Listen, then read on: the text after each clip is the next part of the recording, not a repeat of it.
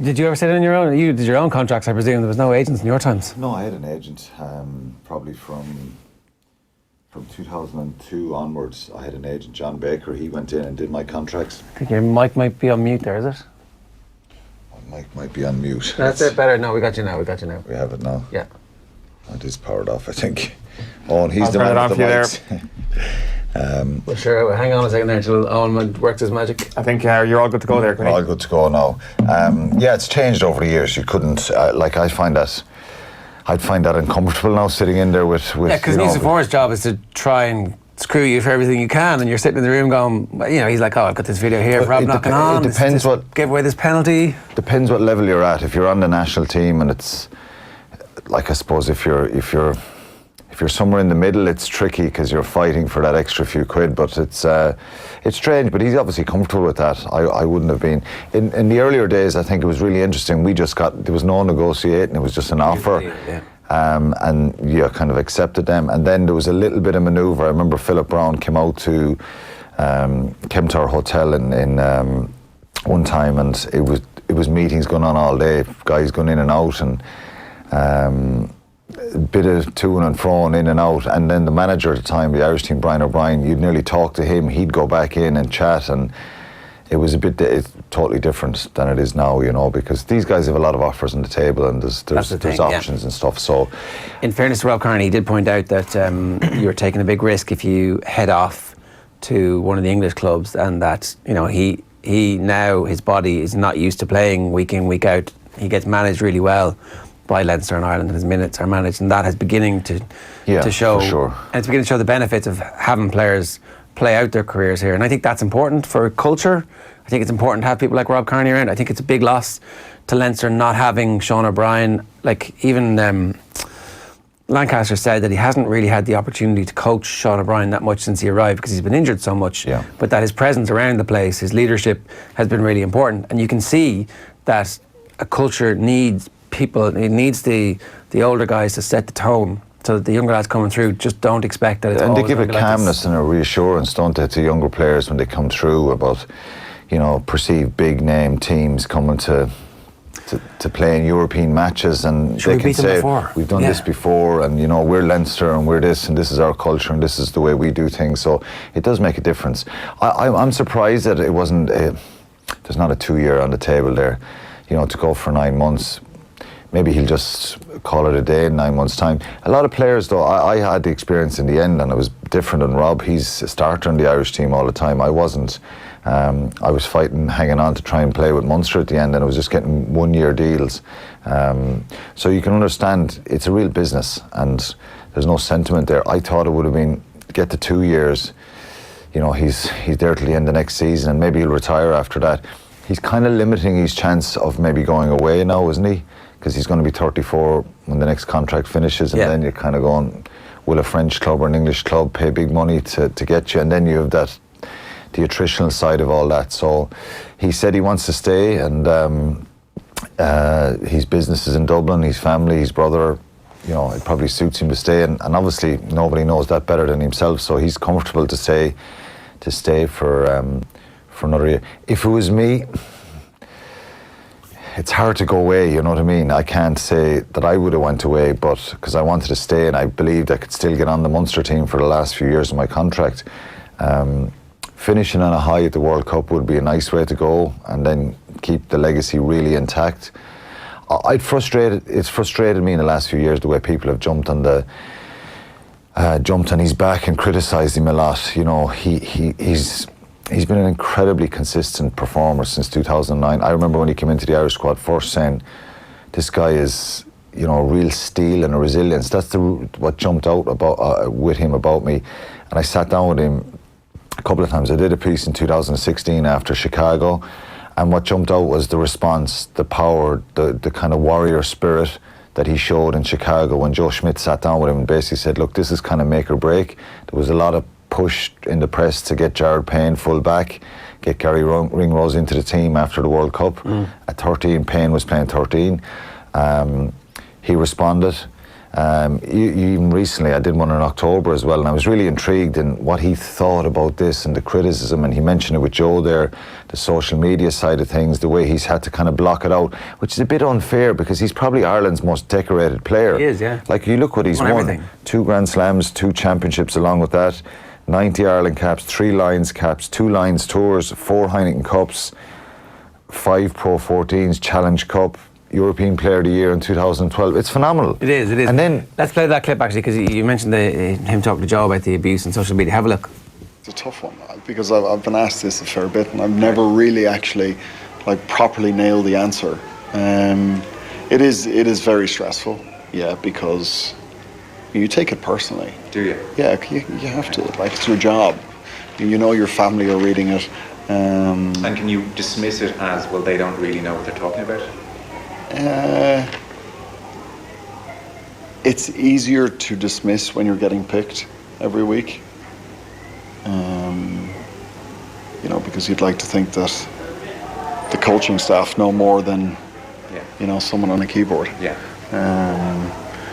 I suppose I've gone through a few tough years where it really did get to me, and we weren't winning things, and I started to question my enjoyment playing for the national team, and then because you started to associate it with stress and just stress, and you're going into Six Nations camp, and you're thinking, here we go, 2 months of abuse now coming up. Really? Yeah. So then, or certainly scrutiny anyway. Yeah. Probably abuse as well. Yeah, both. They go hand in hand, don't they? Everyone gets it at some stage. And then you get some big wins. You beat the All Blacks twice. You get another Grand Slam, and then you start to, and I don't mean this in an arrogant sort of way, but you have your medals there. No one is ever going to take them away from you. And I wouldn't. I'd take all the abuse years over again, to have those memories and those medals, because opinions will come and go, but you have that stuff for life. You're a thoughtful guy, Rob Kearney.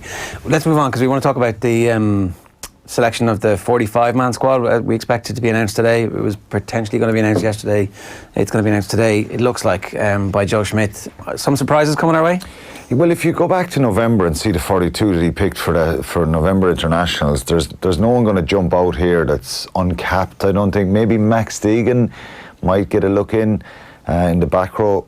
Like we spoke about the back rows here last year, a few months ago, didn't we? The depth that was there, and it's all gone. It looks a bit different now, doesn't it? When Levy is gone and Sean O'Brien. So James Lowe is 2020. It looks like Jean Klein in September. Does he get into this squad? He's in August, I think. It's around August, yeah. But he's available to be in this squad and train with them and be involved in the warm-ups. I think he's an option. I think he offers something different. His form hasn't been rock solid and consistent all year. He's been up and down a little bit. He's a real kind of enforcer type second row. I think he'll be named.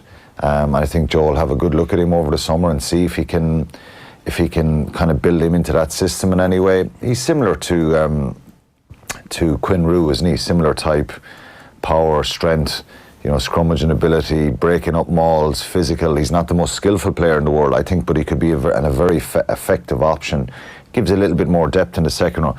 You think 1 or 2 injuries there and we're in trouble, If you got 2 second rows out injured, well, it's a concern. And Ian Henderson are both injured, and they both have been injured at the same time in the past. Then suddenly you've got James Ryan +1, and so I think he's one that'll come in. Will Addison, he's had the injury since Christmas, back injury. So I think he should be in the mix because he offers an option. We're talking about the abuse of Rob Kearney. Who are the alternatives at full back? Jordan Larmour was put in there against Italy in November and didn't contest the high balls. And Robbie Henshaw, is that experiment dead? Not completely, I think. I think there's not going to be much experimenting between here and the World Cup, but it's only if your hand is forced with injuries that you have to put someone in a certain position. What actually happens between now and the warm-up games? Like, it's a long old slog. Do you go into camp? Is it kind of, or what actually happens? To get some time off, I presume, as well? They're back in. They're in the 16th of June, so they basically have 2 weeks off now. Officially 2 weeks off, and I think they may train a little bit and stuff going on this week and still continue in their programs till the end of the week, and then it's an official 2 weeks off. And then they're back in the 16th. They train for 2 weeks and then they get another week off just to get a little bit of recovery after that initial blast of fitness.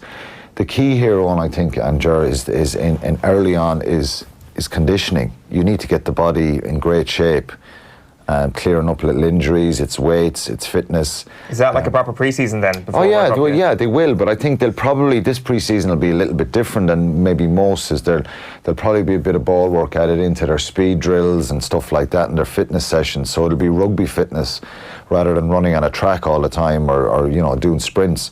So it'll be rugby specific, and then they'll be trying to make gains in the power and the strength. So you can't forget that. It's not this, like, this isn't a straight into rugby on the 16th of June and be out in rugby. They have to get fit and strong and rehab well.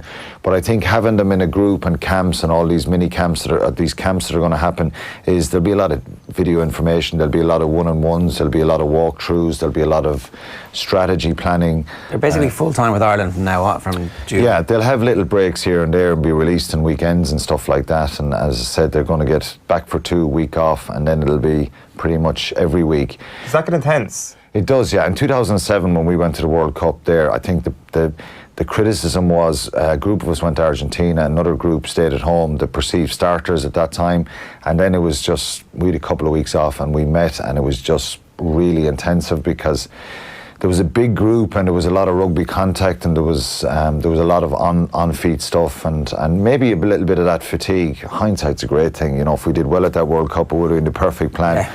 But I think it is, and Joel understand that, it's having the players in great condition, because there's no point in having them really rugby fired up to speed in the rugby skills and the specifics if they're fatigued and the power and the strength and the fitness isn't there. So it's getting that balance right with Jason Cowan, and he's very experienced. He's done a fantastic job with him. We talked a bit about Tommy O'Donnell. He's going to be in the squad, do you think? I think Tommy will come back, and the lack of depth maybe in the 7 position, I think Van der Fleer, Jordy Murphy, and then it's probably Tommy, Nick Timoney, Max Deegan, Rhys Ruddock, can they play there? O'Mahony can play there, but you want specific positions covered, and I think Tommy, he's someone who's had a lot of injuries like Sean O'Brien the last couple of years, and he's someone who could come back into the mix and could do a really good job. He's a brilliant athlete, he's a natural 7, and he could kind of knock on the door as well a little bit.